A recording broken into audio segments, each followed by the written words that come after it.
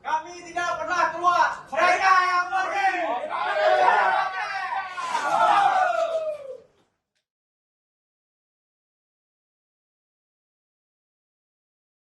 Partai Demokrat menyebut dipaksa menerima keputusan duet Anies Baswedan dengan Ketua Umum PKB Muhaimin Iskandar atau Caimin oleh Ketua Umum Partai Nasdem Surya Paloh.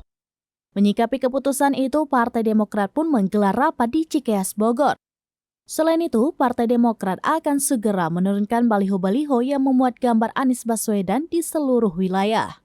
Hal itu dibenarkan oleh anggota Majelis Tinggi Demokrat Syarif Hasan saat dikonfirmasi Tribunnews.com pada Kamis 31 Agustus 2023 malam.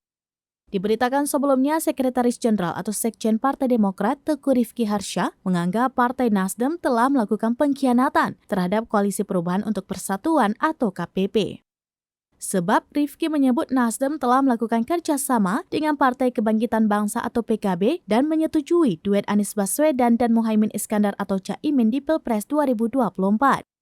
Menurutnya, rentetan peristiwa yang terjadi merupakan bentuk pengkhianatan terhadap semangat perubahan dan pengkhianatan terhadap piagam koalisi yang telah disepakati oleh ketiga parpol. Dia juga menilai Anies telah melakukan pengkhianatan atas pernyataannya selama ini. Menurut Rifki, kabar Nasdem dan PKB bekerja sama disampaikan juru bicara Anies Baswedan, Sudirman Said, pada Rabu 30 Agustus 2023 kemarin. Dia menegaskan persetujuan kerjasama itu keputusan sepihak Ketua Umum Nasdem Surya Paloh. Kami tidak pernah keluar.